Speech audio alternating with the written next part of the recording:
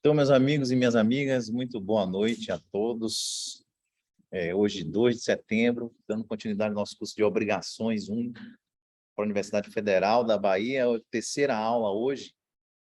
A gente vai dar sequência ao nosso curso, falando das espécies de obrigação, né? O que a gente chama de classificação das obrigações ou espécie das obrigações, que é o estudo, na verdade, agora sim, voltado ao quanto disposto no Código Civil. Eu poderia dar essa aula lendo os dispositivos do Código Civil e comentando. Beleza, ok. Porque vocês vão ver que é uma sequência do que está disposto no Código Civil a partir ali do artigo 233, que é o início da parte especial. Parte geral do Código Civil vai do artigo 1º ao 232, parte geral. E aí agora começa o segundo livro enorme do Código Civil, que é a parte especial, primeiro livro, Direito das Obrigações, a partir do artigo 233 do Código Civil. Então, as apostilas já estão disponíveis aí para vocês. Eu vou, inclusive, já coloquei aqui nos grupos, deixa eu ver se eu botei em todos. Ok, botei. Bacana. Meus amigos, a primeira coisa que a gente precisa compreender é o seguinte: o Código Civil ele não traz uma classificação de todas as espécies de obrigações possíveis. Ele não traz. Até porque seria uma injustiça com o Código Civil exigir isso, né? Existem uma infinidade de obrigações possíveis e existem obrigações que surgem a todo instante, modalidades novas de obrigações. Em síntese, o Código Civil trata das obrigações de dar, fazer, não fazer, obrigações alternativas, obrigações divisíveis e indivisíveis e obrigações solidárias. É o que está aí no quadro. Só as solidárias que não está, que não vai dar tempo de ver hoje, a gente pega da aula seguinte. Mas, repetindo, a obrigação de dar, de entregar um objeto determinado, entregar uma coisa, obrigação de fazer, é a obrigação de realizar uma atividade, realizar uma prestação. Obrigação de não fazer, que é o dever de abstenção, o dever de não realizar uma atividade. Obrigações alternativas que envolvem uma opção em meio às obrigações. Obrigações divisíveis e indivisíveis. E as obrigações solidárias, que nós veremos na aula seguinte. Então, regra geral, quanto ao conteúdo da obrigação, ela pode ser uma obrigação positiva, envolvendo dar alguma coisa ou realizar uma atividade. Obrigação positiva é aquela que envolve um facere, como a gente fala em latim, essa expressão. Um fazer, um agir. Essas são as obrigações positivas, que envolvem a obrigação de dar, de entregar um bem, e a obrigação de realizar uma atividade, né? Que a gente chama de obrigação de fazer. Essas são as obrigações que envolvem, portanto, uma ação. Demandam, exigem uma ação do sujeito. E também nós temos a face reversa, que são as obrigações de abstenção ou de omissão. Obrigação de abstenção ou de omissão, a gente chama também de obrigação negativa. Vocês viram a expressão, obrigação negativa. Está se fazendo referência às obrigações de abstenção ou omissão. Obrigação de não fazer, de não realizar determinada atividade que a gente vai explicar daqui a pouco. Beleza? Então, vamos começar tratando das obrigações positivas de dar coisa certa. Está aí no quadro. A obrigação de dar está inserida no Código Civil entre os artigos 233 e 246. A obrigação de dar envolve certa e incerta. 233 a 246, que faz uma divisão interna entre a obrigação de dar coisa certa e incerta. A obrigação de dar, ela envolve um bem já especificado, já delimitado, já com as suas características previamente individualizadas. Então, se alguém se compromete a doar determinadas peças de roupa, obrigação de dar. Se alguém se compromete a entregar determinado quadro, obrigação de dar. Obrigação de dar, então, é aquela que, regra geral, envolve desde já a delimitação do que vai ser entregue, a especificação.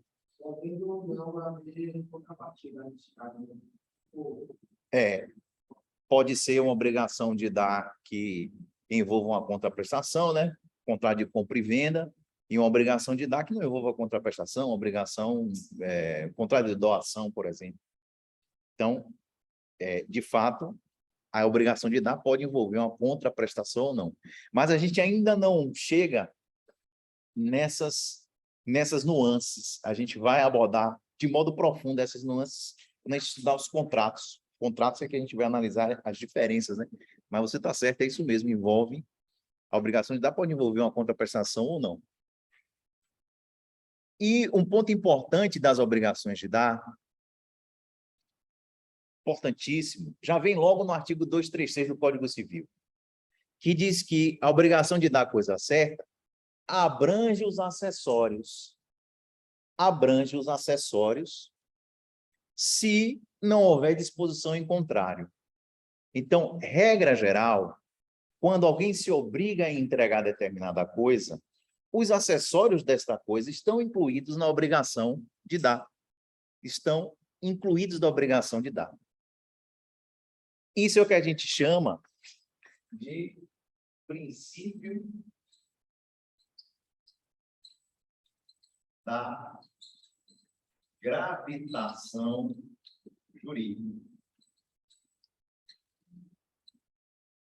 Princípio da gravitação jurídica ou princípio do acessório segue o principal. Acessório segue o principal. Regra geral, é isso que nós temos em direito obrigacional. O acessório, ele segue o principal se não houver disposição em contrário. Então, me comprometo a entregar um carro a alguém. E o carro vem com um tapete diferente, que eu já botei depois, enfim. Alguns acessórios. Não havendo disposição expressa sobre aqueles acessórios, eles vão seguir.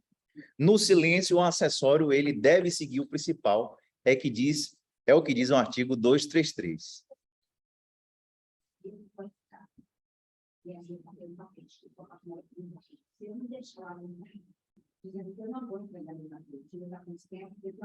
De junto. Tem a obrigação de entregar ele junto, exatamente.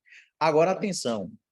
A gente tem que lembrar, a gente tem que voltar para os artigos 92 a 97 do Código Civil e lembrar daquela classificação de bens acessórios reciprocamente considerados, que eu acredito, espero que vocês já tenham visto, que distingue fruto, produto e pertença. Vocês viram isso? Olha a importância de você ter visto teoria geral antes de cursar esse curso. Muito importante. Resumidamente, primeiro eu peço que vocês releiam esses dispositivos, ou leiam esse dispositivo, artigo 92 a 97, para você entender fruto, o que é produto e o que são pertenças. São 3 espécies de bens acessórios. Artigo 97 a 92, é a classificação de bens reciprocamente considerados. A diferença básica, meus amigos, é o seguinte: frutos são aqueles acessórios que o seu colhimento, a sua retirada, não desfalca o principal, não modifica a integridade do bem principal. Então, nós temos, por exemplo, frutos naturais. Exemplo de fruto natural, se na minha casa tem um pé de pitanga, agora está começando a dar, né? As pitangas estão começando a vermelhinha. Lá eu tenho alguns em casa. Colher aquela pitanga não altera o principal, isso é fruto natural. O fruto também pode ser chamado fruto civil. Por exemplo, eu tenho um imóvel e esse imóvel eu posso alugar ele, fazer um contrato de locação. O valor que aquele imóvel vai me dar como locador, como proprietário, mensalmente, é um fruto civil, a gente chama de fruto civil. Por que é fruto? Porque aquele valor não vai alterar a substância da coisa, por isso que a gente chama de fruto. Fruto, então, é um acessório cuja retirada não altera a natureza do bem principal. Já produto é aquele acessório cuja retirada diminui o valor do bem principal. Então, por exemplo, vamos imaginar que uma jazida de ouro. Eu tenho 200 quilos de ouro para eu retirar. Eu retirei 50, ela ficou 50 quilos de ouro valendo menos. Até que eu retiro toda e a jazida acaba. O produto, ele, quando retirado, ele diminui o valor. Enfim, combustíveis fósseis que estão retirados é um produto. E por aí vai. O produto, então, ele vai diminuindo o valor do bem principal. Ele é uma parte do bem principal que vai diminuindo. Estes aqui são acessórios que, para onde o principal vai, eles vão atrás. Regra geral, para onde o principal vai, eles vão atrás. Mas nós temos também acessórios chamados de pertenças. Deixa eu colocar aqui do lado. Pertenças aqui embaixo. Pertenças. Que são acessórios que, regra geral, não seguem o principal. Fruto e produto segue, pertence, a regra geral não segue. Quem é que diz isso? O Código Civil. Lá entre os artigos 92 e 97, vocês vão ver. Que é o contrário. A pertença, ela é um acessório que ela precisa necessariamente ser negociado diretamente para ela seguir o principal. Então, por exemplo, esse ar-condicionado aqui, ele é considerado, esse equipamento de ar-condicionado, ele é considerado uma pertença.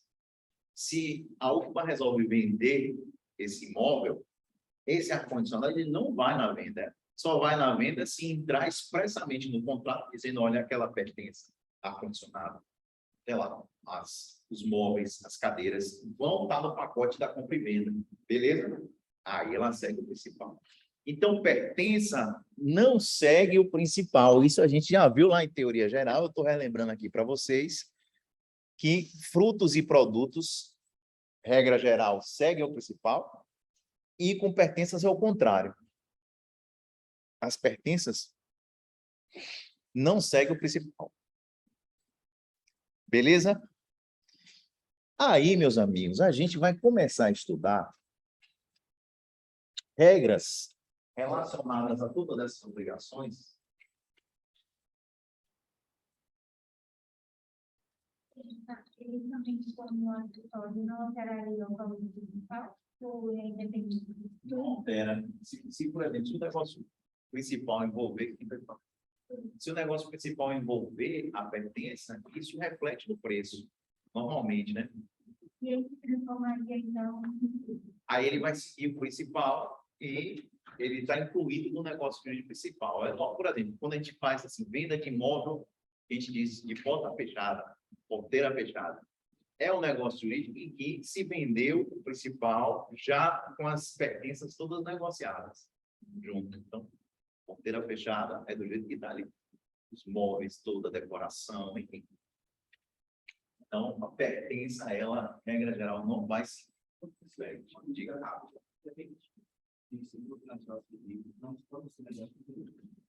Ambos o quê? Podem ser algo de negócio que pode negociar separadamente.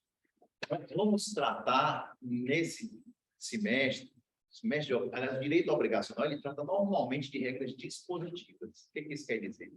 Quer dizer que as normas, elas são um norte geral para o silêncio das partes.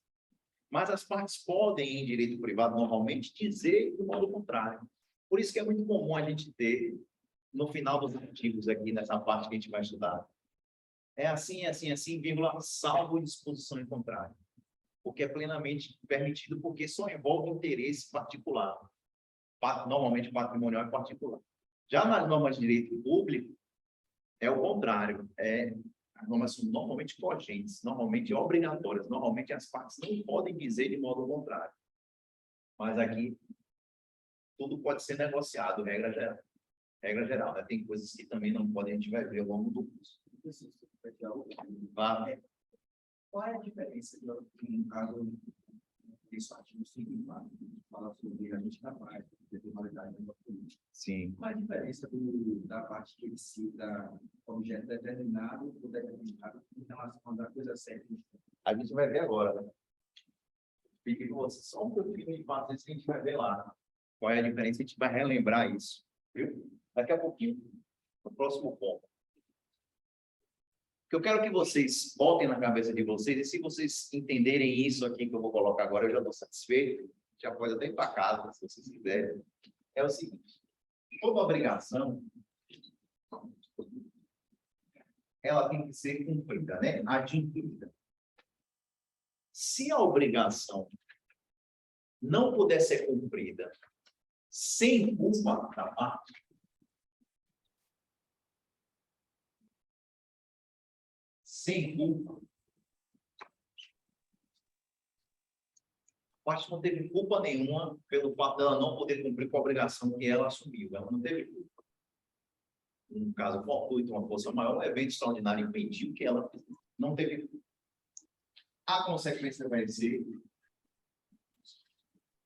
resolução da obrigação sem perdas e danos. Isso aqui é geral, mas tudo que a gente vê hoje, a gente vai ver que é assim, nessa forma. Sem culpa, a gente resolve a obrigação sem falar em perdas e danos. Ou seja, vamos imaginar que alguém já tenha pago um valor, um contrato de compra e venda, vai comprar um carro, e o vendedor se comprometeu a entregar esse carro na semana seguinte. Por sei lá, caiu uma chuva dessa aí em Salvador, detonou a concessionária, perda total nos carros todos, antes de fazer a entrega, o bem se perdeu sem nenhuma culpa. Foi um caso fortuito. A obrigação vai se resolver, ou seja, se ele tiver recebido algum valor, ele vai devolver o dinheiro para voltar, sem pagar nenhuma perda e danos. Já se a obrigação se resolver com ela não foi adquirida por culpa, vai implicar na resolução da obrigação mais perda de danos.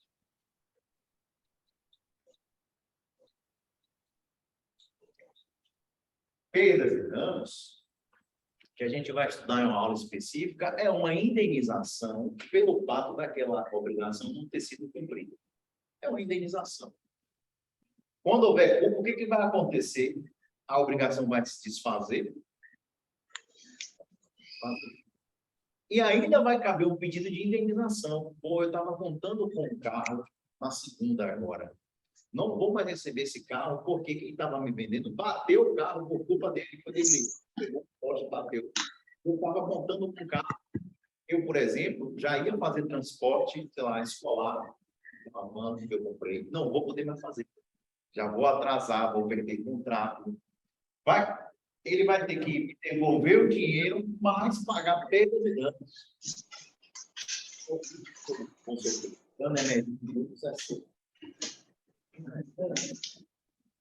Não sei se vai dar certo. Ou vocês se comportam aí, ou vão ficar sem poder ver na hora.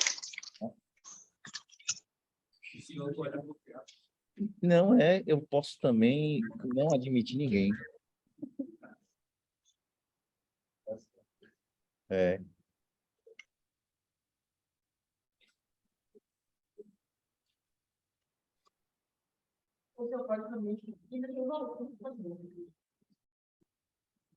uma ótima sugestão. Beleza. Vamos lá. Então, qual é a regra? A regra é, não havendo culpa, a coisa se resolve sem perdas e danos. Havendo culpa, a coisa vai se resolver, a obrigação vai se resolver com perdas e danos. É isso que a gente depreende da leitura aqui, ó, do próprio Código Civil. O próprio Código Civil, cadê ele? Não, eu tenho aqui ele aberto também. Tá aqui. Artigo 234. Diz o artigo 234. No caso do artigo antecedente, que é a obrigação de dar a coisa certa, se a coisa se perder sem culpa do devedor, antes da tradição é a entrega do bem, né? Ou pendente condição suspensiva. O que é condição? Vocês viram também lá em teoria geral?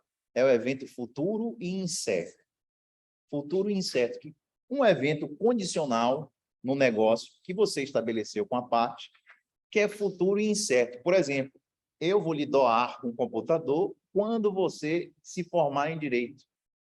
Quando você se formar em direito, é uma condição, porque que dia vai ser? A gente não sabe. É incerto. Se eu falar, eu vou lhe dar um computador no dia 31 de dezembro de 2022, é um termo. Termo é um evento futuro e certo. Condição é um evento futuro e incerto. O termo não impede a produção de efeitos e a condição normalmente suspende a produção dos efeitos do negócio jurídico até que a condição se realize. Beleza? Sem revisão de teoria geral. Então, diz o 234, se, no caso da obrigação de dar a coisa certa, a coisa se perde sem culpa do devedor antes de entregue a coisa, da tradição, ou pendente condição suspensiva, fica resolvida a obrigação para ambas as partes. Veja que ele não fala em perdas e danos. Aí, ponto e vírgula. Se a perda resultar de culpa do devedor, responderá este pelo equivalente mais perdas e danos. Simples assim. Então, tem aí na apostila o exemplo que eu dei foi uma moto, né? João compra uma moto de Maria. E Maria, por algum motivo, não pode, recebe o dinheiro da moto, se compromete, semana que vem eu vou lhe entregar, João, a moto. A Maria perdeu a moto por algum evento inevitável. Escapou às forças dela. Sei lá. De repente ela foi assaltada, levaram a moto. Encarou uma chuva em Salvador, resolveu tentar, não sei. Não, não teve culpa. Ela devolve o dinheiro sem ter que pagar perdas e danos. Mas se a perda da moto se dá por culpa de Maria, ela tem que pagar ainda eventuais perdas e danos. É isso que diz o artigo 234. Beleza? Sempre essa lógica de sem culpa, sem perdas e danos. Com culpa, com perdas e danos. Diga. Que foi totalmente uma coisa grande. E eles tiveram que... Sim. E aí o pessoal pagava uma boa parte. Segundo eles tinham que entregar já em 15 dias, muito rápido. Coisa que não acontece. E aí o pessoal pagava as quantidades deles subiram. E geralmente se funciona com o que você tinha, a prova de geral, também. Isso tem enquadramento. Sim, sim. Além de eventual estelionato, pode ser crime também. Pode configurar com crime. E percebam que são instâncias independentes, viu? A instância civil é independente da criminal, regra geral. A gente vai ver isso lá em responsabilidade civil. Não impede a persecução do crime, né? O Ministério Público denunciar e tal, de você pedir a sua devida indenização. A gente vai ver que, em alguns casos, a sentença penal influencia na sentença civil. Mas essa é a exceção. Regra geral, são coisas independentes. Então, o crime está rolando lá, não impede que você peça a sua indenização por aquele crime que aconteceu. No artigo seguinte, 235, é a mesma regra, só que, ao invés da coisa ser perdida, a coisa foi deteriorada. Imagine que a moto que Maria vendeu a João, em vez da moto se perder como um todo, o farol quebrou. O farol quebrou, a coisa deteriorou, né? Vai comprar uma moto com farol quebrado, ela vale menos. Se essa deterioração não tem relação com culpa de Maria, o negócio pode, de acordo com o artigo 235, o credor tem a opção de resolver a obrigação, olha, não quero mais, me devolva o dinheiro, tudo bem, você não teve culpa, me devolva o dinheiro que eu paguei. Ou ele pode aceitar a coisa abatido o preço do desconto do farol quebrado, que ele vai consertar. Agora, rapidinho, havendo culpa, é a mesma regra. Mesma regra. Pode aceitar com desconto, pedindo perdas e danos, ou pode resolver a obrigação, pedindo a devolução do dinheiro como um todo, também pedindo perdas e danos. Essa culpa seria subjetiva ou objetiva? No sentido de estar a moto, por exemplo, está na posse de quem vai vender, e aí ele estacionou no lugar seguro, mas encontrou avariado a moto com alguma avaria. Aí essa culpa também vai seja dano para o comprador? É o que a gente vai ver agora. O artigo 237, na sequência, ele fala de um outro princípio muito importante para a gente, que é o chamado ex perit domino. O que quer dizer ex perit domino? Esse princípio aí, ele é importantíssimo no direito obrigacional. Quer dizer que a coisa perece para o dono. A coisa perece para o dono. Ex perit domino, a coisa perece para quem tem o domínio do bem.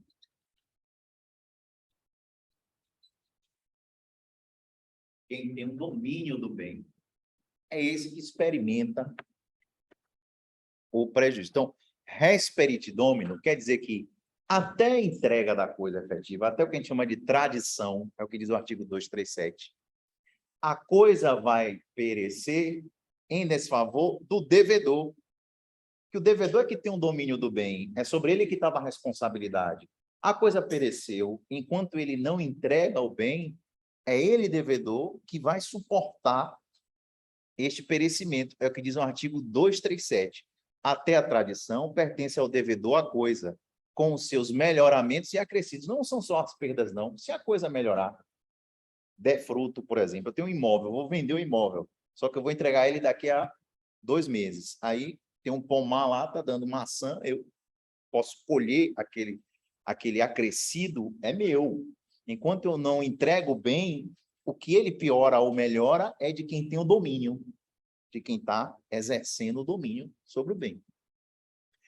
Uma vez transferida a propriedade, transferido o domínio, aí os melhoramentos e acrescidos e também a deterioração vai ser sob a responsabilidade de quem já recebeu o bem. Então, é por isso que você, quando compra um carro na concessionária, por exemplo, o cara faz um checklist ali, né? Como aqui está, se está tudo bem, veja aqui se está tudo ok, tem arranhão, não tem. Porque a partir daquele momento, res perit domino.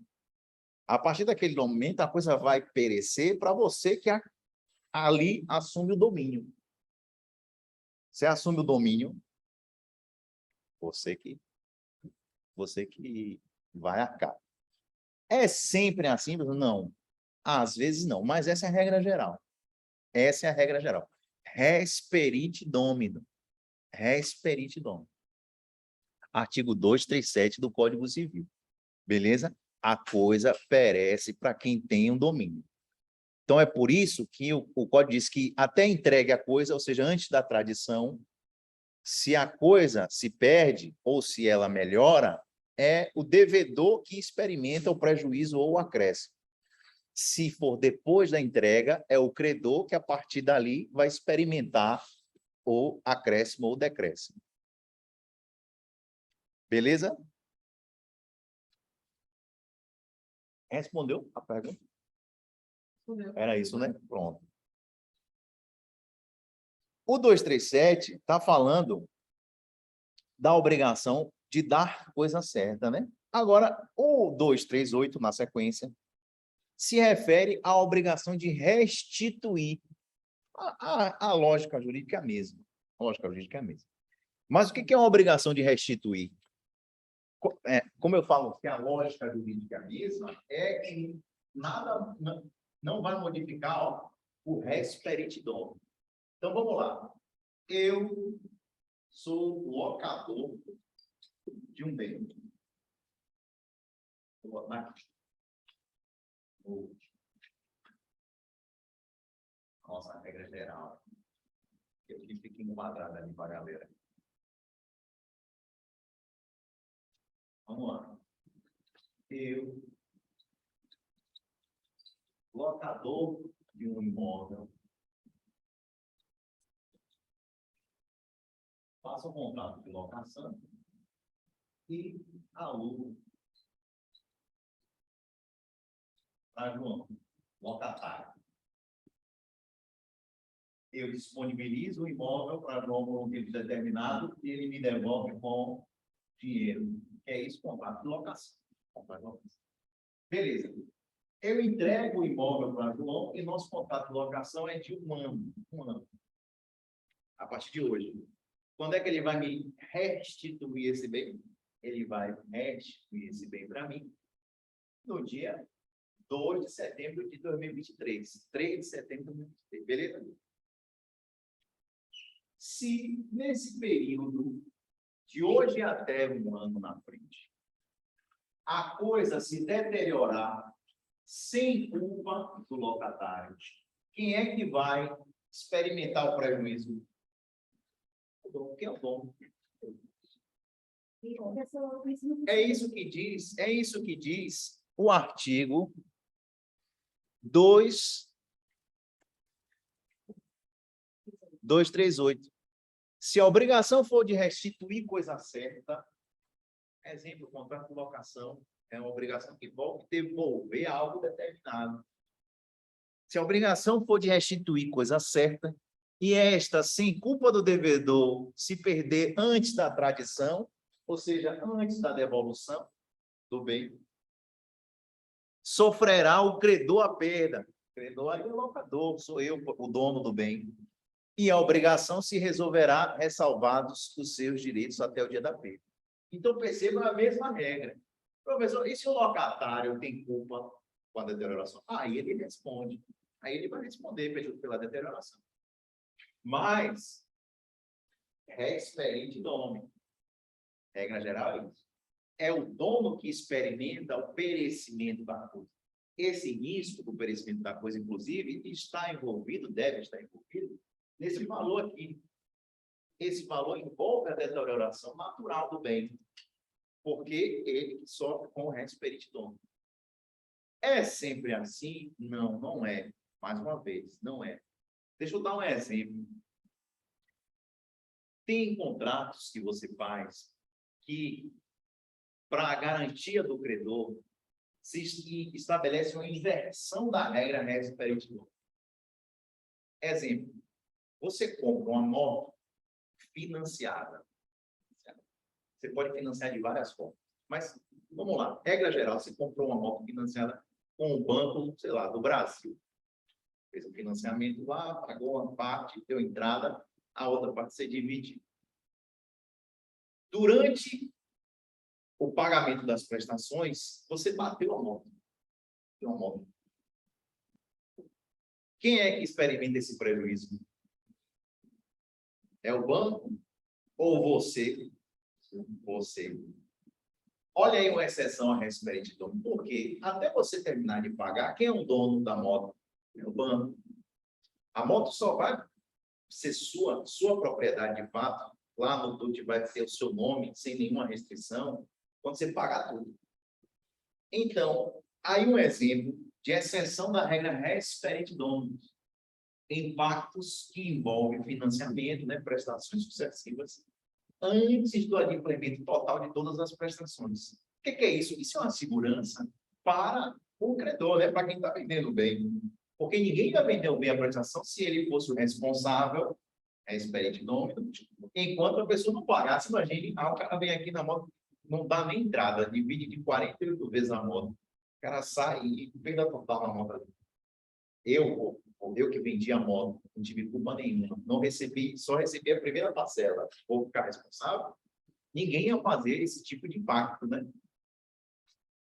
Então, essa regra res perente dono não é a regra geral, mas ela admite exceções em algumas situações para preservar aquele princípio maior que a gente falou nas aulas passadas, que é a vedação ao enriquecimento sem causa. Vedação ao enriquecimento sem causa. Eu falei para vocês isso aqui. Olha, o Código Civil ele poderia ter 3 artigos só, ele estava bem escrito. É proibido o enriquecimento sem causa, pelo menos na parte de obrigações, né? 3 artigos. É proibido o enriquecimento sem causa. As partes devem sempre manter a boa-fé objetiva entre si, que é o dever de lealdade, e qualquer negócio jurídico deve obedecer sua função social. O código estava todo escrito aí. Essas regras todas são traduções desses 3 princípios. Beleza? Diga.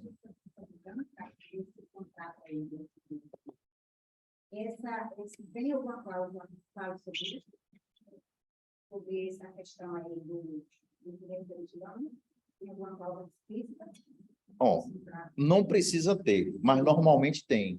Normalmente isso vem expresso. Mas por que não precisa ter? Justamente por força do artigo 238.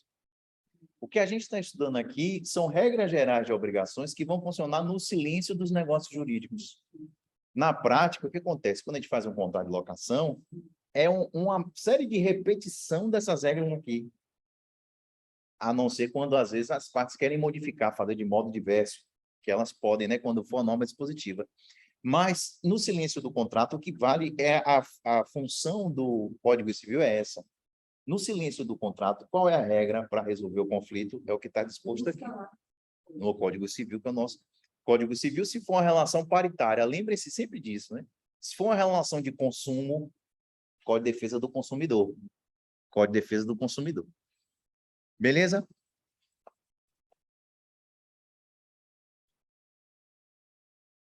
E a sequência do Código Civil, o artigo 239, 240, é a repetição desta lógica. Se há culpa, aquela parte que é culpada vai responder pela resolução da obrigação mais perdas e danos.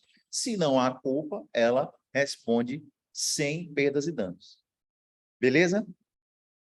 Atenção, meus amigos, ao que está disposto aí no artigo 240, que diz o seguinte: se a coisa restituível se deteriorar sem culpa do devedor, recebê-lo-á o credor. O código adora essas mesóclises, né? Recebê-lo-á. E olha que o código de 2002, um dos princípios dele é a operabilidade. O que é a operabilidade? É ele ser fácil, né?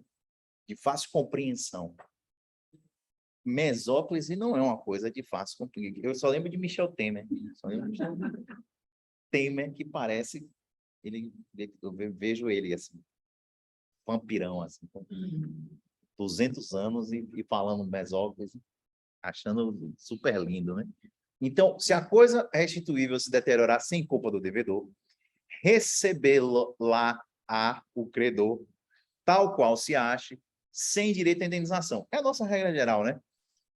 Ponto e vírgula. Se por culpa, observar-se-á o disposto no artigo 239. Mentira. Não é 239, é 236. Houve, meus amigos, aí um erro de digitação do texto final. Houve um erro de digitação. Porque a referência do artigo 240, ele está fazendo referência ao artigo 236. Sendo culpado o devedor, poderá o credor exigir o equivalente ou aceitar a coisa no estado em que se acha, com dia de reclamar, perdas e danos em qualquer caso. O artigo 240, quando ele faz a remissão, na verdade, ao 236. É isso que ele quer dizer, só que está escrito errado. Isso acontece? Acontece. Né? Apesar de todas as revisões, pode comer uma mosca dessa aí. É mosca do legislador, comida. 240 faz uma referência a 239, mas é 236. Rapaz, o que acontece aí, desde a discussão do texto até promulgar, a gente não faz ideia. A gente não faz ideia. É, a doutrina toda ponta. Tem, inclusive, um enunciado da Jornada de Direito Civil, enunciado número 15. Está aí mencionado na apostila. Esse enunciado, a razão de ser dele justamente é para esclarecer que houve esse erro material. Olhem, o código errou aí a referência ao 236. Você sabe o que são os enunciados, né? Os enunciados da Jornada de Direito Civil derivam de encontros, os doutrinadores se encontram, os mais renomados se encontram para discutir regras. E aí eles chegando a uma conclusão unânime no encontro, eles emitem esses enunciados da jornada de direito civil. Eu não sei, a gente já está na 6ª ou 7ª jornada, tem, sei lá, 500 enunciados desse. Tem que passar pelo Congresso, tem que fazer toda aquela formalidade. Meus amigos, eu vou contar para vocês um negócio aqui que vocês vão ficar de queixo caído. Vocês vão ficar de queixo caído.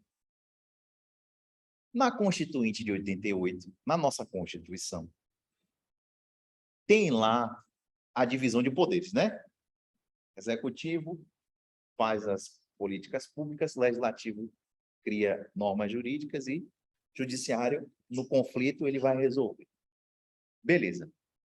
No texto original da Constituição, não havia possibilidade do presidente editar medida provisória sobre aquelas coisas, aquele mundo de coisas que ele pode editar medida provisória. Não podia. Zé Afonso da Silva fala isso no livro dele. Estranhamente, o texto foi mandado, sei lá, para a gráfica e saiu publicado com uma alteração. Olha, o presidente pode editar medida provisória sobre isso e isso. Um escândalo da Constituinte, que é um dos maiores problemas do Brasil, inclusive, na minha opinião. Tem alguns, né, na Constituição, até hoje. Mas um grande problema que a gente tem é que o nosso executivo, ele é legislador nato. Ele vive legislando, né? Vive legislando. E medida provisória é algo que tem força jurídica enquanto não for avaliada, enquanto não for convertida em lei e tal. Então, a medida provisória, José Afonso da Silva fala, é um absurdo o que existe no Brasil em termos de medida provisória. Primeiro que é um absurdo em relação à tripartição dos poderes, e é um método de se dar poder ao executivo assim, sem precedentes. Em nenhum lugar do mundo o presidente pode editar medida provisória sobre tantos assuntos diferentes. Às vezes é possível, normalmente, só sobre regras relativas a orçamento. Mas ele não pode, por exemplo, fazer como todos fazem aí. Medida provisória altera o Código Civil. Medida provisória. Até que veio uma emenda constitucional e restringiu um pouco isso. Falou, ó, não pode medida provisória sobre isso, anos depois. Isso. Mas, mesmo assim, ainda é um poder muito grande. Por exemplo, Bolsonaro editou uma medida provisória que depois foi convertida em lei, chamada de Lei da Liberdade Econômica. E alterou um monte de coisa por medida provisória, inclusive conceito de função social, norma cogente, inclusive. Um monte de coisa foi alterando. Isso cria uma insegurança jurídica enorme. Mas veja só, isso aí entrou na calada da noite. Alguns infelizes, botaram no texto da Constituição e está lá até hoje. Bizarro. É o Brasil. É o Brasil. Então, esse errinho aqui de digitação é nada. E muita coisa, né? Muita coisa. Sem falar no que a gente chama de jabuti, né? Que eu nem gosto desse nome jabuti, porque jabuti é uma coisa maravilhosa. Mas jabuti são os elementos enxertados em normas que o cara quer fazer uma mudança no Código Civil para tratar de um assunto específico. Aí o cara, no meio da tramitação, enxerta uma regra, nada a ver, sobre outro tema, muitas vezes tirando direitos, muitas vezes contrária àquela modificação que foi a essência do início do processo legislativo. Aí o cara vem e insere um jabuti, uma norma completamente... Isso é a coisa mais comum no nosso Congresso. Acontece a todo instante, chamado jabutis. Beleza? Mas vocês vão mudar isso. Vocês vão mudar isso. Os novos juristas vão mudar isso. Vocês que vão mudar isso. Eu já meio que estou quase desistindo, né? Na minha geração, assim, eu estou quase desistindo. Porque tem coisas que é difícil no Brasil. É difícil. Esse centrão mesmo aí, meu amigo, que negócio complexo. Viu? Mas vamos voltar aqui. Vocês entenderam a regra principal da res perinde domino. A coisa vai perecer para quem é proprietário, para quem é o dono da coisa, para quem tem o domínio. Beleza? Agora, o artigo 241, na sequência, em homenagem à vedação e enriquecimento sem causa, veja que é sempre a vedação e enriquecimento sem causa aí por trás. Ele diz o seguinte, no caso do artigo 238, que fala na obrigação de restituir, mostra o exemplo ali, locação. Se houver um melhoramento ou acréscimo da coisa, sem despesa ou trabalho do devedor, lucra o credor. No artigo 242, a regra é a seguinte, se houve esse melhoramento com despesa ou trabalho, lucra o devedor. Deixa eu dar um exemplo aqui. Eu aluguei o bem para o locatário. O locatário, ele, sei lá, fez uma benfeitoria. Ele realizou, ele construiu um poço artesiano para irrigar o jardim. Pô, melhorou, né? Fez um sistema de irrigação, então, pô, foi de bola agora. O jardim está sempre indo lá com uma benfeitoria útil. Isso é benfeitoria útil. Havendo dispêndio por parte do devedor, ele tem o direito de exigir uma restituição. Ele tem o direito de chegar para mim e falar, olha, estou devolvendo o bem, mas eu fiz essa benfeitoria aqui. Fiz essa benfeitoria útil, né? Nesse caso, a benfeitoria útil. É o que diz o artigo 241 e 242. Havendo um melhoramento da coisa, se esse melhoramento se deu com despesa do devedor, ele faz direito à restituição. E onde é que a gente vai ver essas regras de restituição? São as regras relativas às benfeitorias.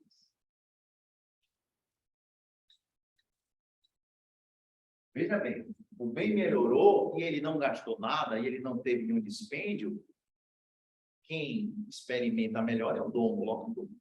Agora, se houve um dispêndio, houve um investimento, a gente vai seguir as regras relativas às benfeitorias. Vocês lembram de benfeitorias, né? Lá de teoria geral, nós temos benfeitorias que são de três espécies: necessárias, úteis e voluptuárias. Benfeitorias nós temos as necessárias, úteis e voluptuárias. E as regras de restituição dessas benfeitorias, elas vão levar em consideração a boa-fé de quem fez.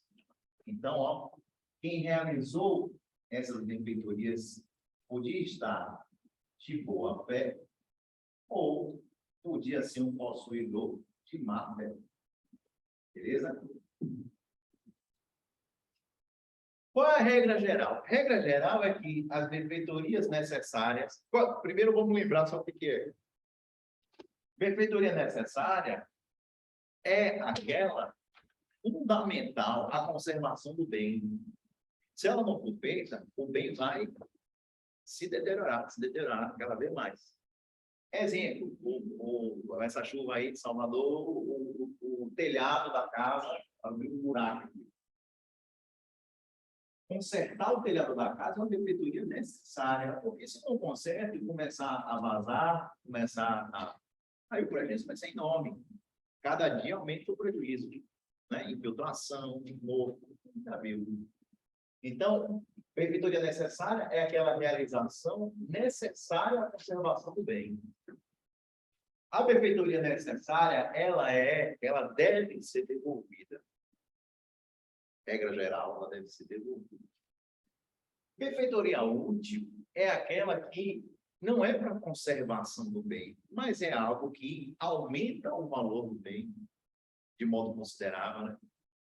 Que é útil uma utilidade àquele bem. Então, por exemplo, o meu exemplo do poço artesiano, alguém que faz um poço artesiano em um imóvel, realiza uma benfeitoria útil. Não precisava daquele poço artesiano para manter o valor do imóvel, né? Mas, uma vez feito, aumenta o valor do imóvel. E a benfeitoria voluptuária ou voluntária é aquela que a doutrina fala que é de mero deleite. São as benfeitorias de mero deleite. Como, por exemplo, fazer um chafariz no jardim, criar um lago de carpas, não sei o que. Usam muito, por exemplo, o exemplo da piscina. Mas vejam só, vocês precisam analisar a classificação de uma benfeitoria sempre no caso concreto. Porque, por exemplo, piscina, que eu gosto de usar muito isso. Dependendo do imóvel, do tipo dele, a piscina é da essência do imóvel. Escolinha de natação. Você fazer na escola de natação, uma nova piscina para criar aula infantil, aquilo é uma benfeitoria útil. Não é valor flutuário. Agora, realmente, se tem uma casa lá de praia e tal, de repente o mar resolveu fazer uma piscina e tal, aí a gente considera como uma benfeitoria valor flutuário. Então, percebam que, para a gente, essa classificação de benfeitoria, a gente fala de regra geral, né? Mas tem que analisar casa a casa, para você chegar a uma conclusão da natureza daquela benfeitoria, rapidinho. E aí, como é que acontece em relação às benfeitorias? Eu botei um quadro aí na apostila, tem um quadro na apostila, que traz justamente as regras relativas a possuidor de boa-fé e possuidor de má-fé, determinando como é que fica essa restituição. Está aí sintetizado. Professor, onde é que estão essas regras no Código Civil? Está lá em direitos reais. Lá em direitos reais.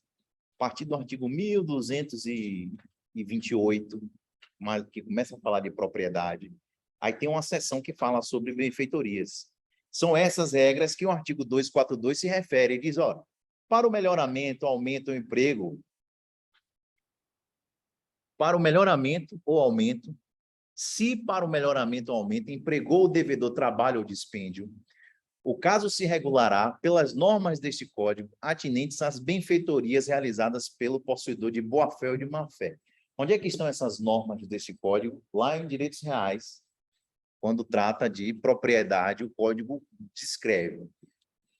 O que está aí? A síntese dessas regras de benfeitoria está aí na sua apostila, como um quadro. O possuidor, quando ele está de boa-fé, ele tem direito a receber os frutos que já foram colhidos, são dele. Então, se eu sou locatário e, enquanto eu não devolver o imóvel, o fruto que eu colhi é meu. Posso consumir, posso fazer o que quiser. Já se o possuidor for de má-fé, ele não tem direito a ficar com os frutos percebidos. Possuidor de má-fé, ele não tem direito. Aquela pessoa que está no domínio de um bem sem um título justo, ele é possuidor de má-fé. Aquele que pegou o bem sem autorização, aquele que invadiu um imóvel sem autorização do proprietário, esse é o possuidor de má-fé. O quê? Não, não. Pelo que eu estou imaginando você, por exemplo, o locatário ele não pagou um mês, né? Isso aí a gente não considera de má-fé, não. Ele é inadimplente. Como é? Quando o bem traz alguns amigos. É o que a gente falou ali no início. A gente fez a distinção de fruto, produto e pertença no início da aula. Eu quero dizer aquilo, fruto natural e fruto civil.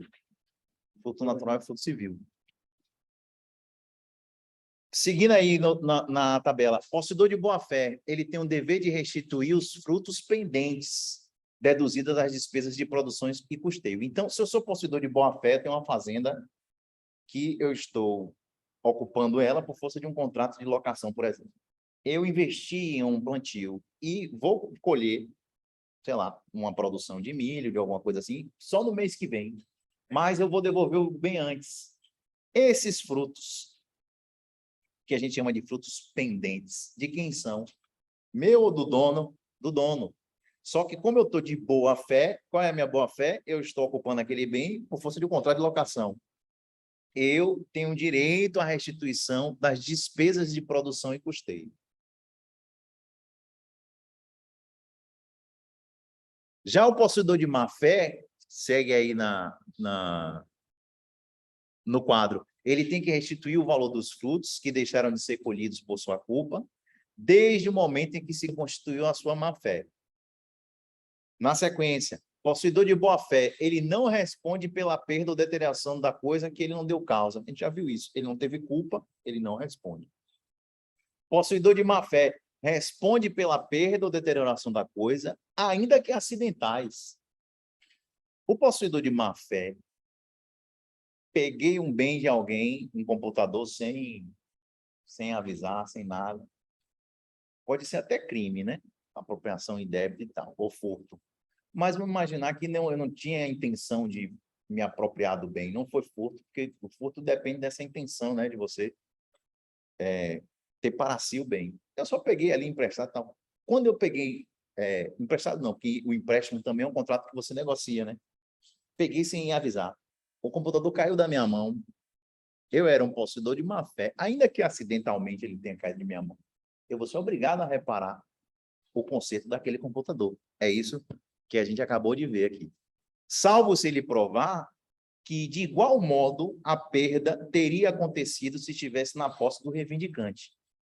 Então, se eu provar, por exemplo, que eu peguei um bem, mas eu perdi ele por força de um terremoto, que o proprietário que estava na mesma situação que eu também iria perder o bem, independentemente do que acontecesse, quem estivesse na posse dele ia perder o bem, aí o possuidor de má-fé não responde por essas perdas, ainda que acidental.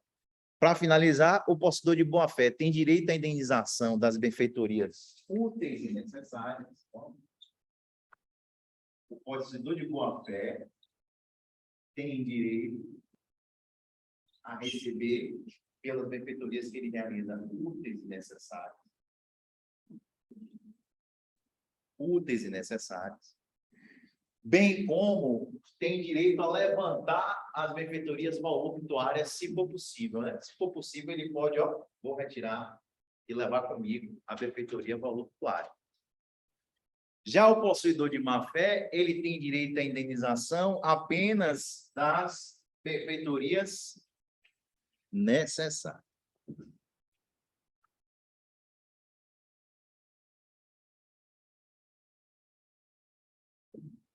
Apenas isso. E as voluptuárias, ele não tem direito de levantar. O possuidor de má-fé não tem direito de levar para si as voluptuárias. E, para finalizar, o de boa-fé pode exercer o direito de retenção das benfeitorias úteis necessárias. Vamos imaginar que o locatário, no nosso exemplo, realizou benfeitorias necessárias e úteis e o locador, no final do contrato, não quer pagar. Ele quer ficar sem pagar. O código diz que ele pode reter essas benfeitorias ou ele pode, por exemplo, aí ele vai precisar ajuizar, né, uma ação para pedir o valor dessas benfeitorias. Pedir o valor dessas benfeitorias em juízo. Normalmente se negocia, né, um desconto nas prestações, nas últimas prestações. Normalmente é assim que se restitui. O cara gastou lá 5.000, as prestações são 2.500 por mês, né, a locação, aí o locador avisa, olha, as últimas 2 prestações você fez essas benfeitorias, beleza, tá pago. Normalmente é assim que é feito. E, para finalizar, o de má-fé não pode exercer direito de retenção por qualquer espécie de benfeitoria. Direito de retenção, a ideia é o seguinte, olha, eu não vou lhe devolver o bem enquanto você não me restituir. Você ia perguntar uma coisa? Diga. Essa expressão que o legislador usa, Sim. Sim. seria uma mudança dentro do Isso. Melhoramento é um acréscimo, né? Melhoramento é um acréscimo. Mas aí ele faz a distinção depois desse melhoramento, né? É isso, pergunta a capacidade voluptuária. É. Porque ele fala na questão do melhoramento aqui, mas não deixa especificado o tipo. Aí ele fala em sentido amplo, benfeitoria em sentido amplo. regra geral, o melhoramento, a benfeitoria faz jus àquele que investiu naquela benfeitoria. Então, esse entendimento sobre os casos populares é uma interpretação do legislador. É um complemento dessa regra do próprio legislador mais na frente. Lá em direitos reais, a gente tem essas regras também no próprio código, dizendo, sabe? Essa aqui restitui, essa não restitui. Se você lê apenas ele ali, você entende que sim. Exatamente. Isso. Mas lembrem-se, essas regras que a gente está falando são dispositivas. Então, por exemplo, o locatário, ele tem direito, né, às benfeitorias úteis, não foi que a gente viu? Mas no contrato de locação, eles podem estabelecer, olha, as benfeitorias úteis que você fizer, locatário, eu não vou lhe restituir, beleza? Pode ser feito isso? Pode. Eles podem dispor de modo diverso dessa regra geral de distribuição dos ônus e bônus de benfeitorias, beleza? Pode ser. Inclusive, é muito comum hoje em dia, em contrato de locação, os locadores ou as imobiliárias colocarem no contrato isso. Benfeitoria útil, se você fizer, não lhe restitui. Problema seu. Pense bem antes de fazer. As necessárias são obrigatórias. Mas é comum ver em contrato dizendo que não vou restituir nenhum item necessário. Normalmente, contrato de adesão. O que é contrato de adesão?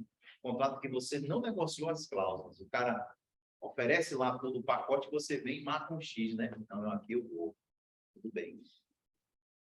A gente vai ver em contratos que, em contratos de adesão, é possível a gente desfazer cláusulas abusivas. Essa cláusula, por exemplo, que estabelece que a benfeitoria necessária não vai ser restituída, como é muito comum de acontecer, no meu entendimento, é cláusula abusiva que tem que ser revista.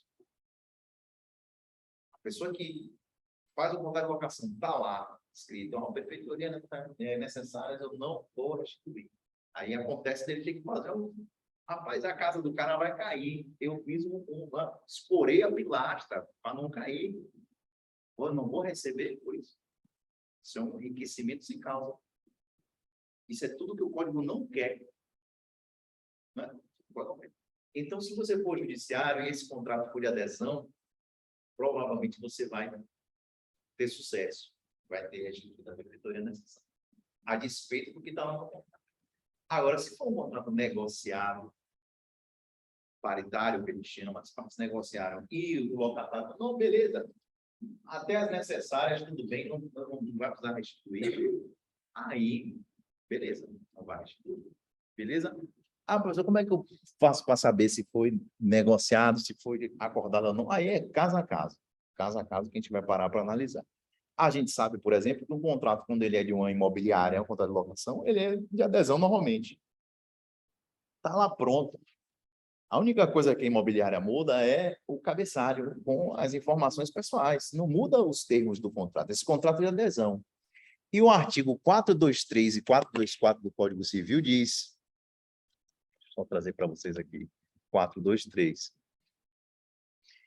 Primeiro, 423. Quando houver no contrato de adesão cláusulas ambíguas ou contraditórias, cláusulas confusas, deve-se adotar a interpretação mais favorável ao aderente. Quem é o aderente? Aquele que não pôde estabelecer as coisas. Aquele que só aderiu ao contrato. Então, na dúvida, o interpretador do direito, o juiz, o aplicador, ele, na dúvida em um contrato de adesão, quem é que tem razão? O aderente, que foi aquele que não pôde estabelecer as cláusulas, né? Nada mais justo. E o 424 diz, nos contratos de adesão, são nulas as cláusulas que estipulem a renúncia antecipada do aderente a direito resultante da natureza do negócio. Olha aí o nosso exemplo, encaixando como uma luva. Repetindo, 424, nos contratos de adesão, são nulas as causas que estipulem renúncia antecipada do aderente a direito resultante da natureza do negócio. Veja bem, ter direito à restituição de benfeitoria necessária não é um direito inerente à natureza do contrato de locação? Sim. Aí diz o 424, são nulas as cláusulas que estipulem renúncia antecipada de direito inerente à natureza do negócio. É esse dispositivo aqui que vai fundamentar o seu pedido como advogado ou o juiz na sua sentença, para anular aquela cláusula que antecipadamente previu a renúncia de um direito inerente ao contrato. No caso, aí, esse contrato, ele pode vir escrito uma cláusula de vídeo e o locatário não poderá fazer nenhum tipo de benfeitoria. Ou seja, por exemplo, você mora em um apartamento que aí está a cozinha no caso seguinte. Você vai lá e toca aquele piso. Isso aí é o... Ela diz que lá no contrato que você não pode mexer em nada naquele artigo.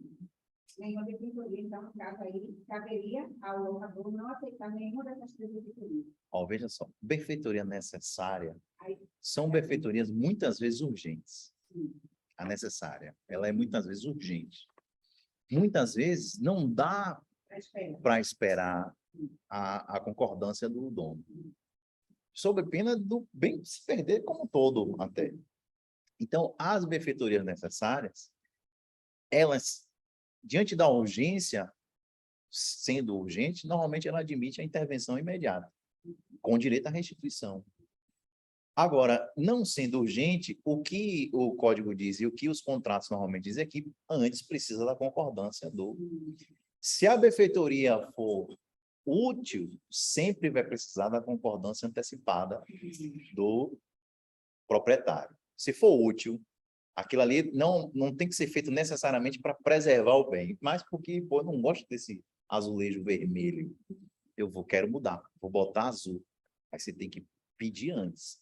Ou então, se o contrato admitir, você pode fazer o que você quiser e quando dá devolução, você vai retornar ao estado anterior.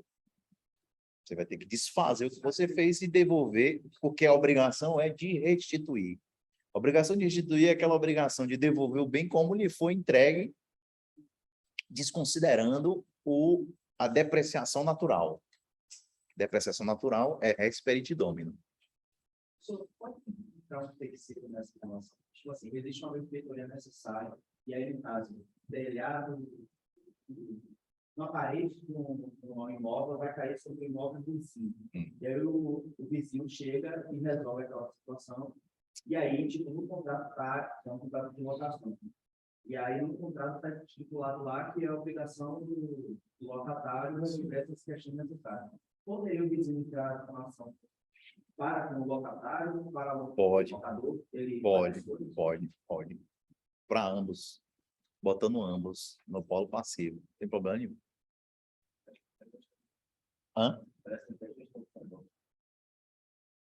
É como se fosse, né? Isso, como se fosse uma gestão de negócio. O cara agiu ali, né, emergencialmente para salvar. Mas ele tem direito à restituição, né? Lá na gestão de negócio a gente viu que ele tem direito à restituição. Ele não tem direito a ser remunerado pelo serviço, mas se ele teve despesas, ele tem direito à restituição. Beleza? E para finalizar essa parte inicial, as obrigações de dar coisa certa, assim como para as obrigações de fazer ou não fazer, o Código de Processo Civil tem uma ferramenta muito interessante que a gente chama de tutela inibitória. Tutela inibitória. O que é a tutela inibitória? Tutela inibitória é alguma ferramenta que pode ser utilizada pelo juiz para forçar o cumprimento ou não cumprimento de determinada obrigação. Exemplo, a cominação de multa diária, que a gente chama de astrientes.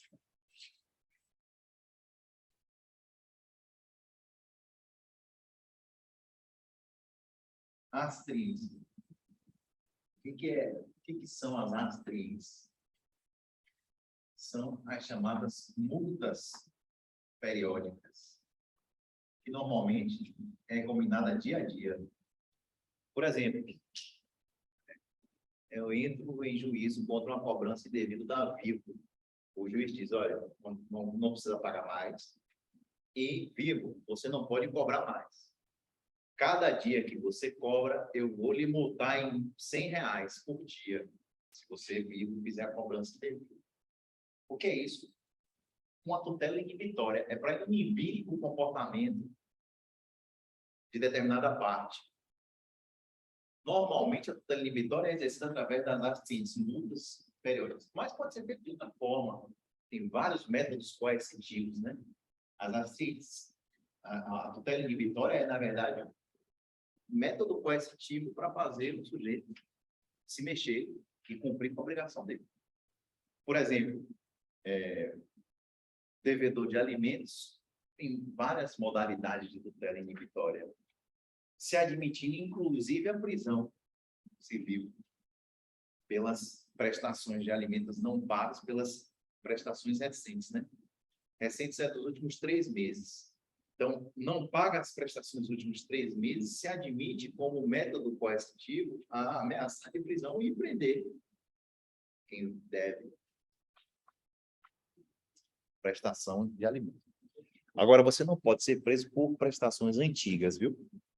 A prisão, vocês vão ver esse dia de família, ela só serve para as dívidas atuais, como método coercitivo. E mesmo assim, você fica preso só um pouquinho. Porque o juiz não quer que você fique preso, ele quer que você vá trabalhar para pagar também. E esse tipo de medida coercitiva, normalmente vai ser cumprido agora, hein? Sexta, 5h30 da tarde, mais ou menos, 6 horas, 5h30. Por quê? Para o cidadão ficar preso pelo menos, né? Até segunda. Final do plantão, assim, final do plantão, quando eu recebo ligação de um amigo meu, sexta, 5 horas da tarde, 5h30, eu já fico assim, eu já sei o que é. Alguém não pagou pensão ali. Hã? 3 meses, né? Não pagou. Por quê? Porque o cara vai ser levado para a cadeia, vai dormir lá 2 ou 3 dias. Nenhum juiz vai em plantão dar a liberdade dele. E aí ele vai negociar a dívida dele lá e segunda-feira ele sai. Mas ele vai raciocinar, vai e tal, passar por aquele constrangimento. Uma vez um amigo meu me ligou, ele ia tocar aqui na Aliança Francesa. Olha que situação. Ia tocar na Aliança Francesa. Aí, 5h30, ele me ligou. Não sei o quê. O que foi? Eu já pensando, né? Rapaz, alguém não pagou pensando. Rapaz, não sei quem que acabou de ser levado aqui pela polícia. Tal. Falei, velho. Tenho 2 notícias, uma boa ou ruim. Você quer qual? Ele, rapaz, diga logo, levaram o cara, vamos tirar ele. Foi, rapaz, a ruim é o seguinte, ele não vai sair hoje, nem amanhã, nem domingo. Ele vai ficar lá. Ele vai raciocinar e tal. Inclusive, era uma dívida assim, acho que 20, 30 mil que devia para um negócio de um filho que morava em São Paulo. Ele recebia as cobranças judiciais. Acho que ele ou rascava, botava numa gaveta assim.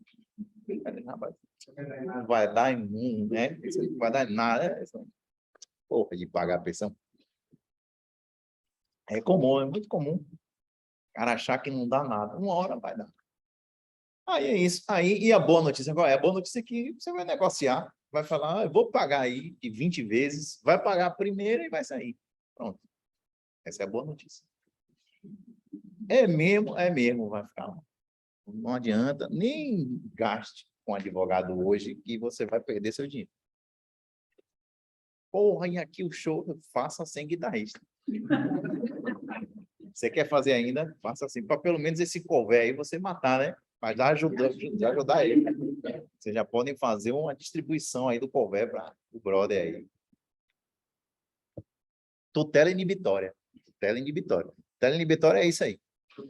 Diga.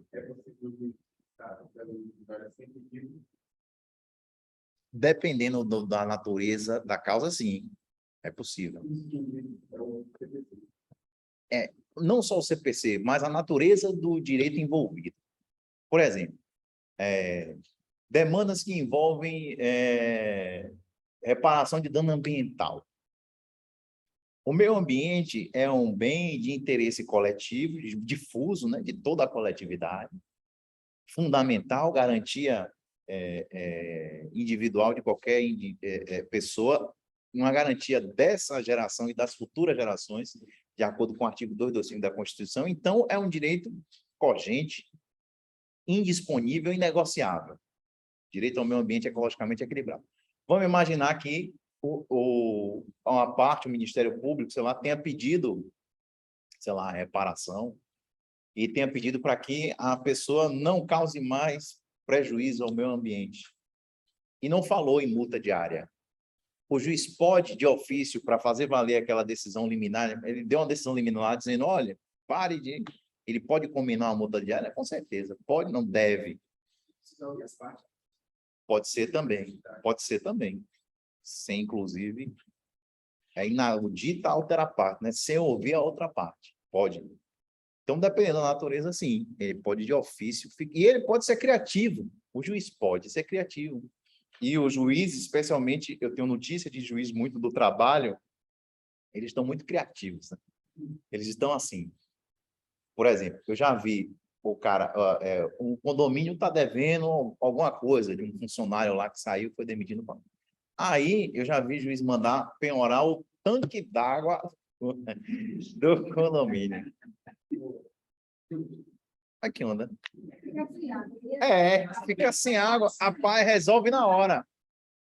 Olha, tem muita medida para aprender carteira de motorista. Eu estou vejo muito isso. Então, a tutela inibitória ela é ampla. E aí o juiz, de acordo com a criatividade dele, ele vai se valendo do método adequado para fazer valer aquela ordem dele. Mas tem limites. Tem limites. Tem alguns dos exemplos que eu estou falando aqui, eles foram depois desfeitos, né, com recursos no tribunal, porque são métodos, quando há outras possibilidades menos lesivas, deve-se dar preferência a essas possibilidades menos lesivas. Mas isso é um mundo, viu? Isso é um mundo, isso aí quem vai tratar de fato com isso, desse assunto para vocês, é o professor de processo civil, que é quem vai parar para falar de tutela inibitória e vai parar para explicar bem os artigos 536 a 538 do Código de Processo Civil, CPC. Beleza? Na sequência, a gente aborda a obrigação de dar coisa incerta. A obrigação de dar coisa incerta, que está lá no artigo 243. 243. Veja bem, você já sabe que é plenamente possível a realização de negócios jurídicos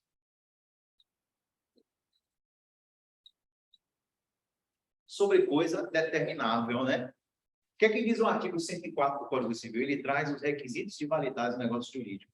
Vocês já estudaram? Quais são os requisitos de validade do negócio jurídico? Agente capaz. Isso. Objeto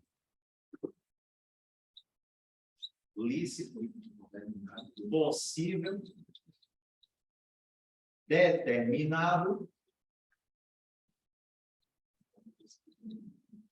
ou determinável. Isso aqui eu estou falando dos requisitos de validade que estão no artigo 104 do Código Civil. Inciso 1, agente capaz. Inciso 2, objeto lícito, possível, determinado ou determinável. E inciso 3, forma prescrita ou não proibida na lei, né? Prescrita ou não proibida.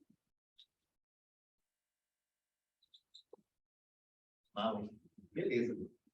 O que é que quer dizer esse inciso 2 quando fala que o objeto do negócio jurídico envolve um bem determinado ou determinável? Ele está falando de obrigação de dar a coisa certa. O objeto está determinado de antemão. E obrigação de dar coisa incerta, que é o objeto que não está determinado de antemão, não está individualizado quando se realiza o negócio jurídico. Mas se determina, pelo menos, as características, né, do bem em relação, normalmente, à espécie e quantidade.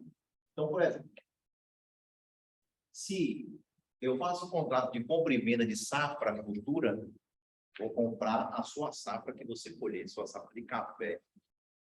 É possível fazer um contrato sobre safra? Plenamente possível. Esse objeto é o que? Ele é determinável. Eu vou só estabelecer as condições. Ó, eu quero café tipo arábica. Quero café grão tipo, sei lá, colombiano. Eu não conheço muito, né? Tem esse, né? Pronto. E a quantidade mínima você pode estabelecer também. Os contratos vai ter validade se a gente conseguir aí colher pelo menos 50 sacas, 100 sacas. Possível, plenamente possível. Quando eu realizo o contrato, eu não sei quais são os grãos. Não sei. E isso vai ser individualizado quando for feita a colheita. Que vai depender de uma série de fatores, né? Fatores climáticos e tal, enfim, técnica de colheita, tudo isso influencia na qualidade do grão. Mas é possível, sim, realizar negócios jurídicos em torno de obrigações de dar coisa incerta. É isso aí. É isso aí.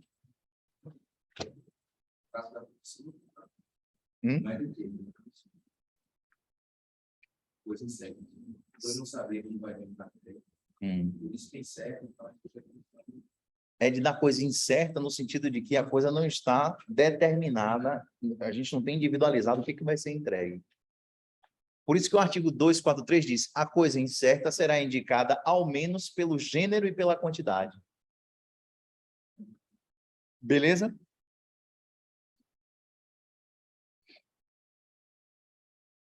A coisa incerta tem que ser indicada pelo menos em relação a gênero e quantidade. Agora, uma regra muito importante: a quem pertence a escolha da coisa certa? Da coisa quando ela se tornar certa? Quem é que vai escolher? Vamos imaginar que eu faço um contrato de 50 sacas de café com o João, mais 80 sacas de café com Maria. Fiz negócios, né, com algumas pessoas. Quando eu faço a colheita, quem é que faz a escolha do grão, do café, do tipo? Quem é que faz essa escolha? Diz o artigo 244. Nas coisas determinadas pelo gênero e quantidade, objeto determinável, a escolha pertence ao devedor. Olha só, eu que sou o devedor de entregar o bem, eu que vou fazer escolha. Eu que vou fazer escolha. Se o contrário não resultar o título da obrigação. Se do contrário não resultar o título da obrigação.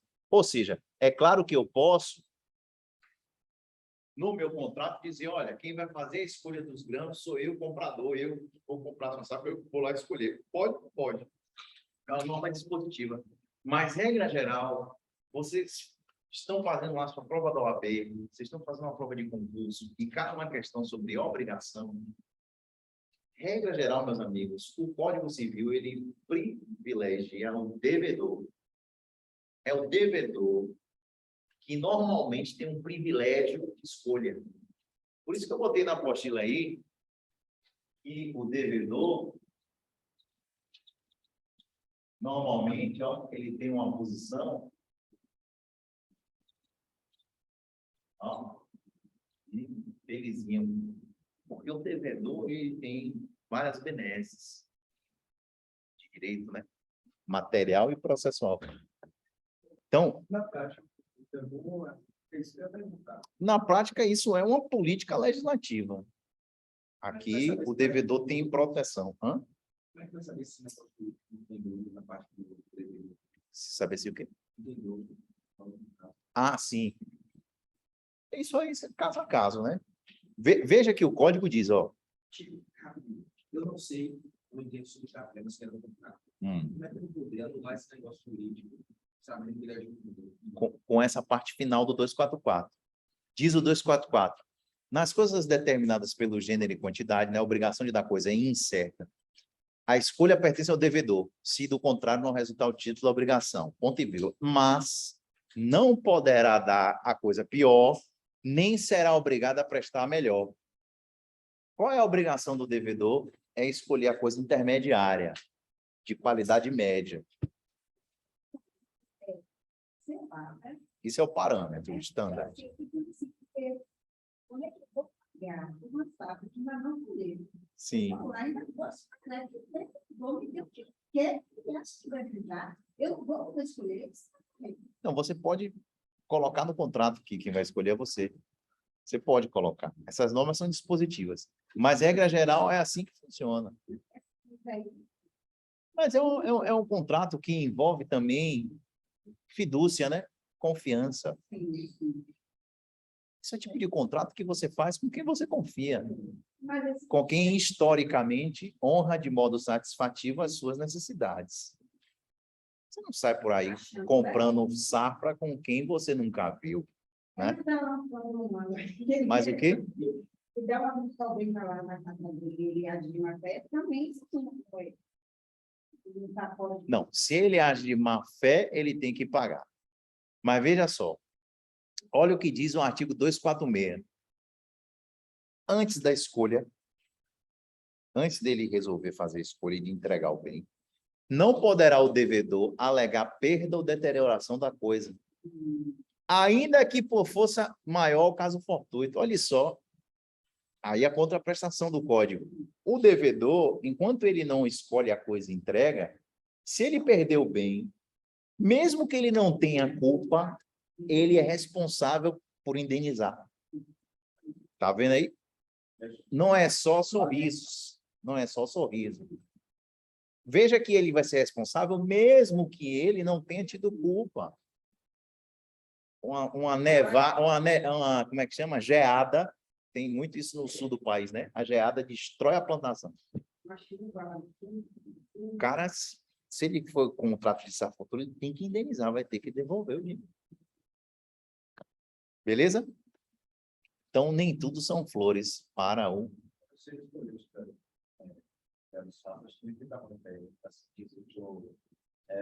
Juridicamente falando, a gente vai iniciar, mas quesito desses negócios seria isso, né? Porque ele é conhecido como uma safra pior do que ele tem uma boa para ele.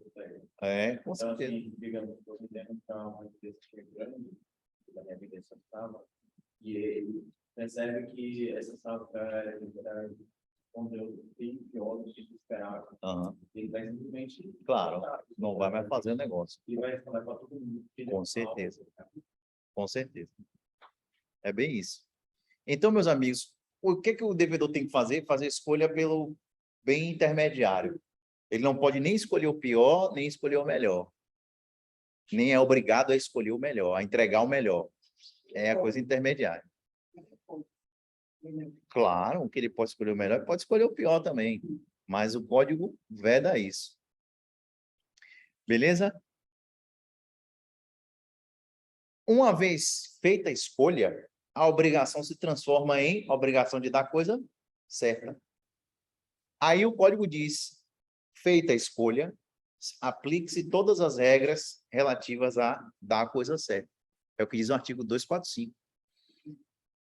A partir da cientificação do credor da escolha, começam a vigorar as regras da entrega de coisa certa. É por isso que o 245 diz, cientificado da escolha o credor, vigorará o disposto na seção antecedente. Beleza? Ok. Essa aí foi a apostila 3. Ato contínuo, vamos pegar a nossa 4, dá para a gente ver hoje ainda, apostila 4, é a sequência, tratando das obrigações de fazer. A obrigação de fazer, meus amigos, é uma obrigação positiva, é uma obrigação que envolve um facere, uma obrigação que envolve uma ação. Mas, diferentemente da primeira que a gente estudou até aqui, que é a obrigação de dar, a obrigação de fazer não envolve a entrega de um objeto determinado, mas sim uma prestação de um serviço. Prestação de serviço. Veja a diferença. Se eu compro um quadro já pintado, isso é obrigação de dar. Se eu encomendo a pintura de um quadro, de um pintor, isso é obrigação de fazer. Obrigação de fazer. Beleza? Obrigação de fazer, obrigação de dar. Veja que a intenção do negócio jurídico é a mesma. Comprar um quadro, mas dependendo da situação, é a obrigação de dar ou fazer. E aí o código vai dividir, perceba que essa apostila 4 não é bem uma apostila, é mais um plano de aula, né? Que também, como isso é muito código, não faz sentido a gente, né, escrever o que já está escrito no código. Eu trago só as referências, o que a gente precisa saber a mais. Em relação à obrigação de fazer, meus amigos, ela vai se dividir em obrigação de fazer fungível e infungível. Vocês lembram dessa classificação? Em relação a fungível e infungível?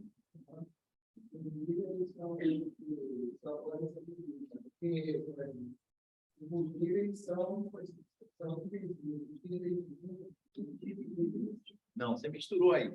Divisível e indivisível é uma classificação. O que é divisível e indivisível? Divisível é o bem que admite ser dividido, partido, sem perda do valor dele.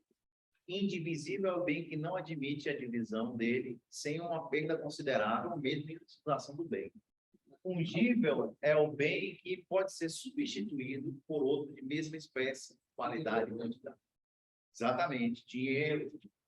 Exemplo de bem fungível, dinheiro.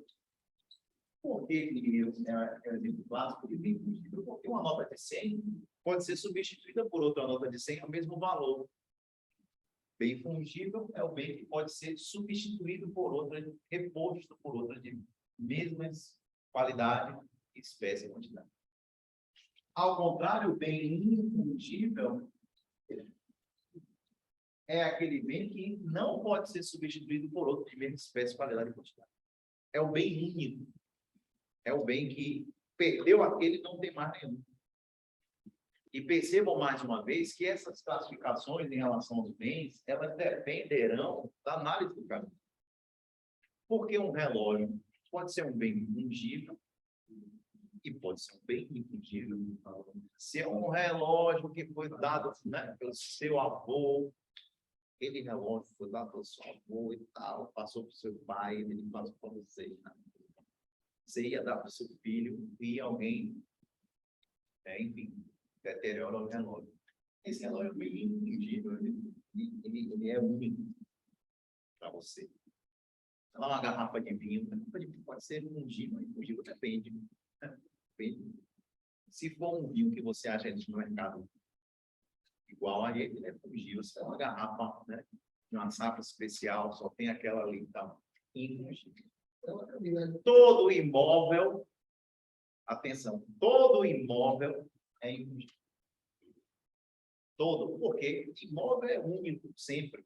E todo imóvel tem uma matrícula específica, pelo menos deveria ter, no registro de imóveis. Então, todo imóvel é infungível.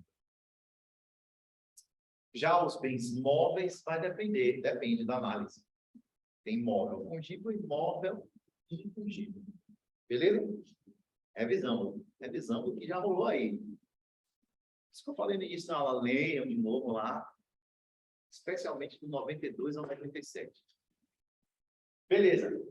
As obrigações de fazer, pode envolver uma obrigação de fazer fungível ou infungível. O que isso quer dizer? A obrigação de fazer fungível é aquela que mais de uma pessoa ou qualquer pessoa poderia fazer. Eu chamo alguém para consertar meu ar-condicionado, ligo para uma empresa para consertar o ar-condicionado da minha casa. A obrigação de consertar o ar-condicionado, ela é, sim, a princípio, né, fungível. Porque pode vir João, pode vir Maria, pode vir Pedro consertar, não vai fazer diferença. Agora, a contratação do show de Maria Bethânia é uma obrigação de fazer infungível. Porque é só Maria Bethânia que serve. Pode vir Marisa Monte.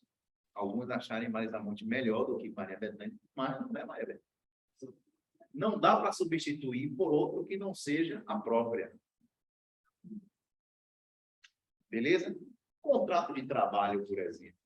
Regra geral, ele é um serviço envolvendo prestações infungíveis. A prestação de fazer infungível, ela é contratada em razão das características pessoais da pessoa. As características pessoais do sujeito.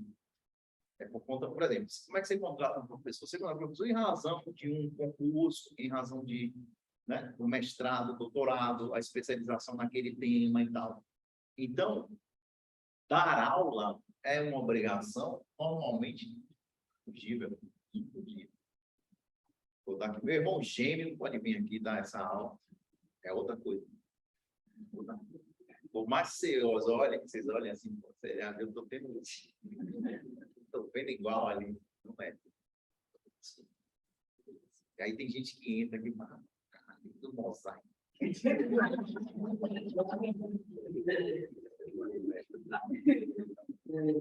Eu, aqui para nós, ele está gravando, está tudo bem. Ele já saiu, posso falar. Eu fiz umas coisinhas lá no mosaico uma vez. Coisa boba, né? Sendo ele, por ele. Por exemplo, ele gravava muito negócio de agenda, né? O que está rolando na cidade? Está tendo um estúdio, não sei quem, no teatro, tal, no cinema, beleza.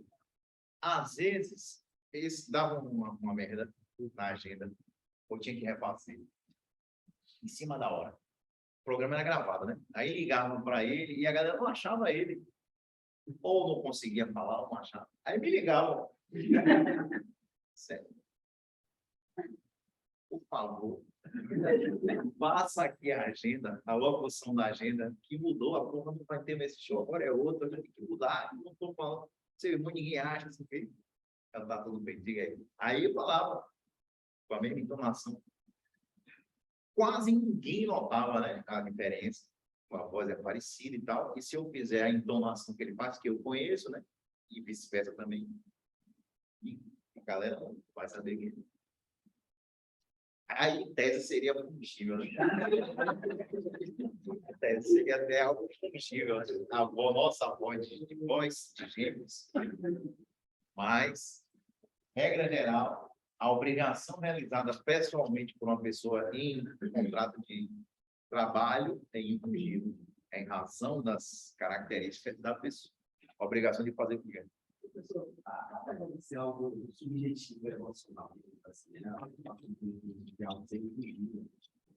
O código ordenamento estipula limites. Porque ele na aula que seria inclusive, do aluno de colega que vai ser por sinceridade, que era fissurado por uma nota do dólar. Então, aquilo ali era emocional para aquilo ali, nada. Trocaria nada para aquilo ali. Existe limite de conceito? Não. É uma análise casuística mesmo. Porque, às vezes, aquilo é muito importante para alguém. É o exemplo do relógio. Né? Às vezes, aquele relógio tem um valor para a pessoa indescritível. E, às vezes, a mesma coisa, o mesmo modelo para uma outra pessoa, aquele Rolex ali, o cara também aí não... Então, isso é bem pessoal, não tem um limite, assim, né?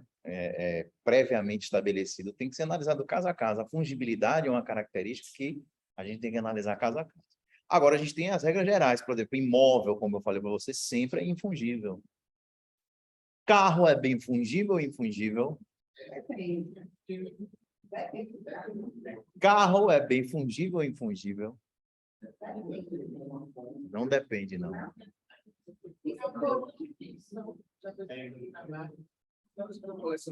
Os automóveis são infungíveis.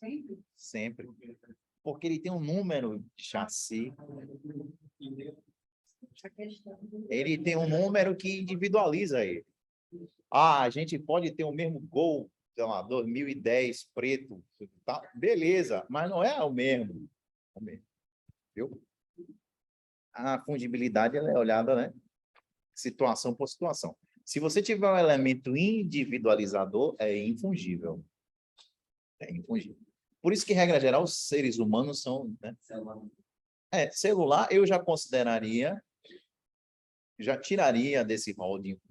Tecnicamente, deveria ser infungível. Né? É um número e tal. Mas a característica de infungibilidade ou fungibilidade, ela vai refletir uma série de consequências que vocês, ao longo do curso, vão perceber o porquê. Os bens infungíveis, eles vão ter proteção especial, eles vão ter uma série de medidas mesmo protetivas. Então, se bem que hoje em dia a gente tem celular de 15 mil reais, né? A gente tem até que parar para pensar nos exemplos, porque essa questão de valor, a era digital tem mudado tanto assim os parâmetros. Era digital, inflação. Também Bolsonaro, né? Não, mas não é culpa dele, não. A culpa é da Ucrânia. Beleza? Então, beleza. Para a gente finalizar aí. A obrigação de fazer pode ser fungível ou infungível, né? É a mesma sequência. Se a obrigação de fazer fungível ou infungível não se realiza por culpa do devedor, ele vai ter aí a responsabilidade de resolver a obrigação, mas pagar perdas e danos. Beleza? E para realizar a obrigação, professor, é possível que o juiz determine o cumprimento da obrigação forçada? Especialmente se for uma obrigação fungível. A pessoa não consertou o ar-condicionado de acordo com o que eu queria. Eu posso exigir em juízo que a pessoa venha consertar ou mande alguém fazer o conserto às expensas dela? Sem sombra de dúvida. Agora, quando a obrigação de fazer é infungível, o que vai acontecer normalmente é resolver em perdas e danos e na indenização. Porque você não pode forçar uma única pessoa a realizar aquele tipo de prestação. Se ela não quiser, não vai fazer. Tim Maia deixava muito o contratante na mão, né? Tim Maia se comprometia, vou fazer o show. Vou? Não, eu vou. Chegava no dia, ele não vou, não. Aonde é o show? Ah, não vou, não. Quando eu fechei, eu não... O livro de Nelson Motta fala de várias situações, né? É muito legal. Né? Tim Maia fechou uma vez um show no Morro da Urca. Falou, não, eu vou, beleza, eu vou. Aí quando ele não gostava de altura, nem de bondinho. Quando ele chegou ali, viu a pôr do banho, eu não vou, não. Martim Maia tá cheio, lá em cima tá cheio de gente, velho. Você é louco? Vão quebrar? Não vou. Não. Aí ele ainda tomou todas para ver se criava coragem, mas não teve jeito. Não foi.